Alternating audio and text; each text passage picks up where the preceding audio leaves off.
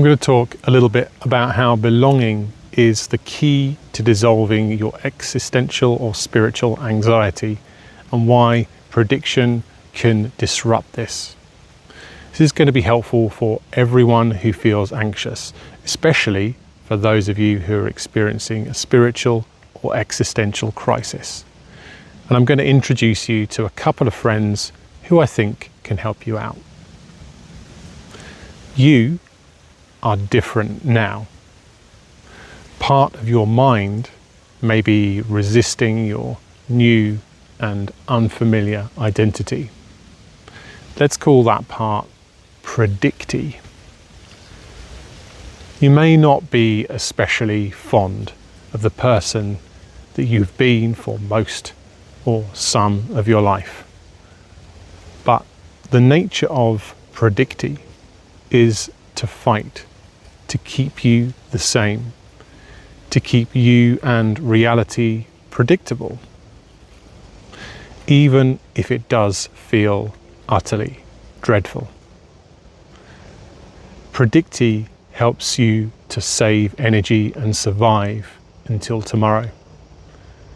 Predicty will be there if you ever really need help. Unless you're in an emergency situation, you can safely give predicty a lovely, relaxing, peaceful holiday where he can stay forever, except for the rare occasions where he's actually needed. In the meantime, you have belongy. Belongy helps you to let your guard down, to relax, to feel safe, to experience, to sense more than you think, to be a process more than a result, and to be playful. You're probably already remembering what it's like to have belongy around during a sport, during playtime with friends or children, during an amazing film or book, or even during meditation. Belongy is either with you or really close all the time. You just need to pay attention. The more you pay attention, the more you can notice belongy around you. Even in challenging situations like being outraged by someone or yourself in person or online, like being overwhelmed by anxiety, stress, tiredness, uncertainty, or boredom. Belongy can be around even when predicty is around. Predicty loves to follow belongy's lead. You might have noticed this even at work. You intuitively investigate something. You explore. You might have a goal, but it's not in your mind at this moment. Then you notice insights and nuggets of meaning bubbling up, as if from nowhere. That's belongy and predicty working like a dream team. Belongy leads and predicty is the wingman or the assistant. So, you may feel like you've lost so much of who you were that there's little left to hold on to. This can be really unsettling and sometimes even frightening.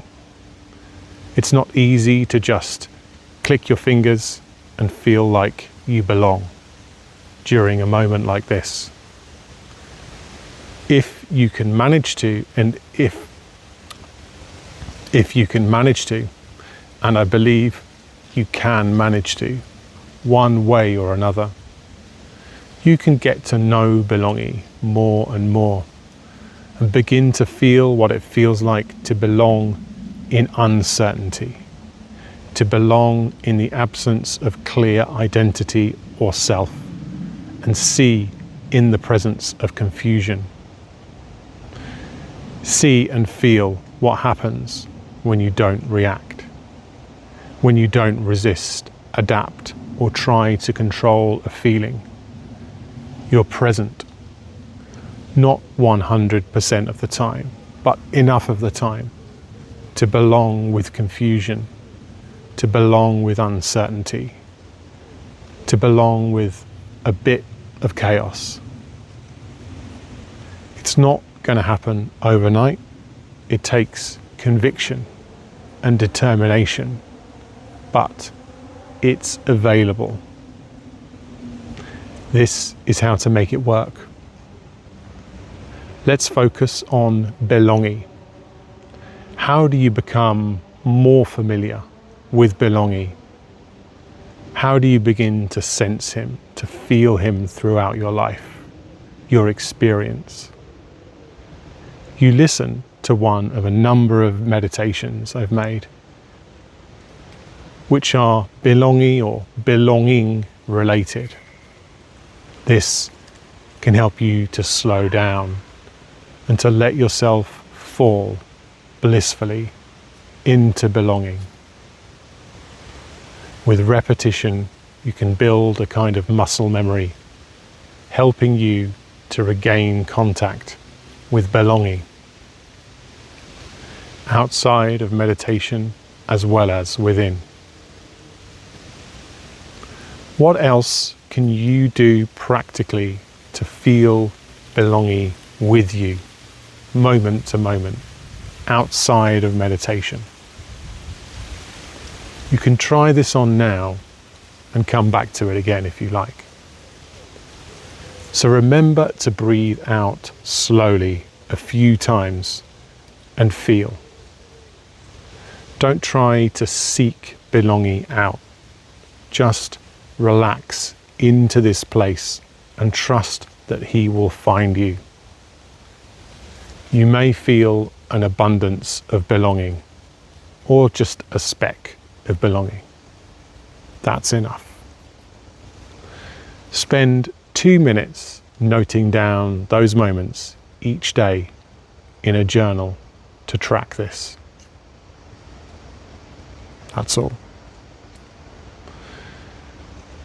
So thank you for joining me. I hope to meet you again in another talk or meditation.